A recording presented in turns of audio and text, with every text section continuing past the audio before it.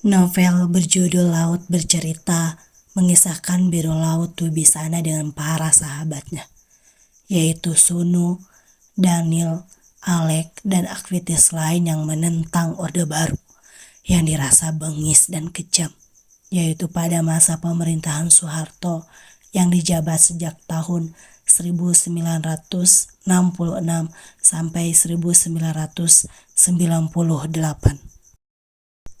Kisah Laut dimulai ketika ia bertemu dengan Kasih Kinanti yang membuatnya tertarik untuk masuk ke dalam organisasi Winatra dan Wirasena yang diketuai oleh Bram.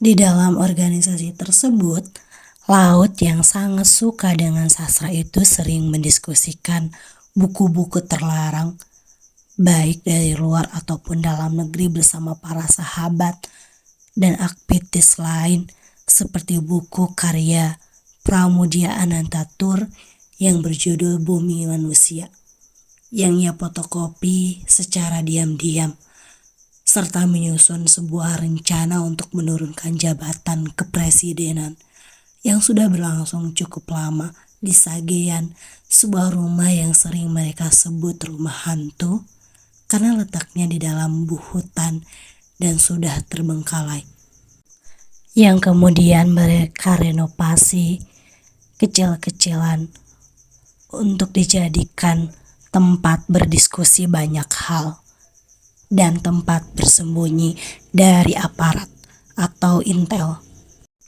Ketika itulah Laut selain bertemu dengan para aktivis hebat, ia juga bertemu dengan 3 seniman yang salah satunya adalah seorang perempuan yang membuatnya jatuh cinta, yaitu Ratih Anjani, seorang perempuan yang melukis mural tembok belakang rumah Sagean yang mengisahkan tentang Rama Sinta yang ceritanya dituturkan secara terbalik, yaitu Sinta menyelamatkan Rama yang diculik, yang setelah kembali tidak diragukan sedikit pun cinta dan kesuciannya. Bukan Rama yang menyelamatkan Sinta yang diculik Rahwana, kemudian meragukan kesucian dan cinta Sinta. Laut dan aktivis lain menginginkan Indonesia yang berbeda.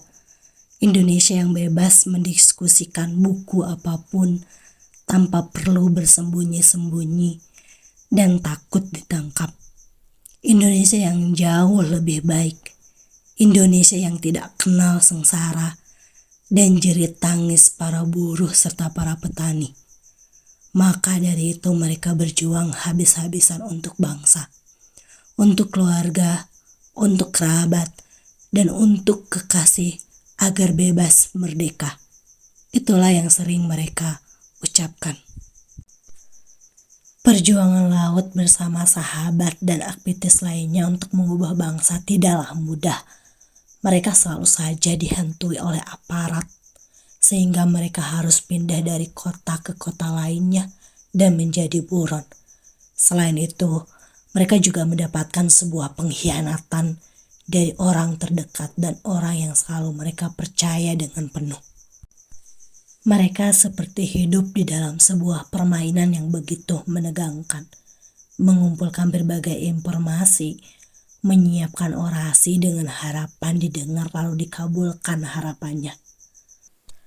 Pergi dari desa ke desa untuk menanam jagung di lahan para petani agar tanahnya tak dihak oleh pemerintah dan dijadikan tempat para aparat, walau terkadang harus sia-sia karena begitu sangat ketatnya patroli yang dilakukan para orang-orang berseragam dan memiliki kekuasaan, sampai harus merangkak di sawah dan berkawan dengan lintah, serangga, hewan-hewan menjijikan, dan bahkan ular, serta mendapatkan luka di sekujur tubuh untuk melarikan diri dari keserakahan mereka dan dari kekejaman mereka. Karena jika tetap nekat diadakan penanaman jagung, bukan hanya mereka yang terancam, namun juga penduduk sipil lainnya. Mereka juga beberapa kali sempat ditangkap diinterogasi serta disiksa untuk menanyakan siapa yang memimpin Winata dan Wirasena yang waktu itu belum resmi dinyatakan sebagai organisasi terlarang. Para aparat yang tidak mendapatkan apapun melepas mereka dan atas dari buah pengkhianatan Gusti Suroso, Laut dan yang lainnya kembali ditangkap setelah dilepaskan. Kemudian dipenjarakan di ruang yang sangat sunyi, kedap, dan gelap di markas elang untuk diinterogasi dan disiksa agar mereka menjawab pertanyaan yang sama, yaitu siapa yang mendalangi mereka untuk menentang Orde Baru? Siapa yang mengetuai mereka? Siapa yang mendanai mereka? Adakah tokoh-tokoh besar di baliknya? Dan di mana Kasih Kinanti serta Bram? Interogasi itu tidak lepas dari siksaan keji dan tak manusiawi selama berhari-hari sehingga mereka nyaris mati. Mereka sering sekali dalam keadaan telanjang dilentangkan di atas balok es sehingga menggigil kedinginan dan disetrum sehingga badan mereka memar-memar, dan siksaan lainnya yang tak kalah kejam sehingga mereka harus merasakan asin darah sendiri agar mereka menjawab pertanyaan-pertanyaan yang sama setiap harinya. Lalu tiba di suatu hari setelah Kasih Kinanti dan Naratama yang selalu dicurigai sebagai pengkhianat ditangkap. Satu persatu para aktivis yang diculik dibawa ke atas dan dihilangkan secara paksa setelah disiksa dan dikurung berbulan-bulan lamanya, sebagaimana laut. Laut yang dihilangkan ke dalam dasar laut yang gelap dan sunyi, yang kemudian disambut oleh para ikan-ikan untuk mendengarkan ceritanya sebelum maut secara perlahan mendekapnya. Disinilah laut, tempatmu harus berada, sebagaimana namamu, Laut, ucap si mata merah sebelum akhirnya melemparkan Laut ke dalam laut.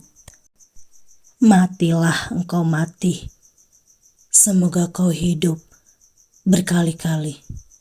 Laut bercerita dan menanggalkan luka dalam terhadap keluarga, kerabat, dan kekasih yang setiap Kamis datang ke Istana Negara untuk meminta agar pemerintah menuntaskan kasus hilangnya para aktivis. Namun, sampai sekarang pun tidak ada titik terang dan kejelasan, apalagi keadilan untuk mereka yang telah hilang secara paksa. Maka di hari kematianku, kawan, pastikan suaraku datang laut. Pastikan jiwaku menjadi bagian dari api. Pastikan rohku menghidupi sajak ini.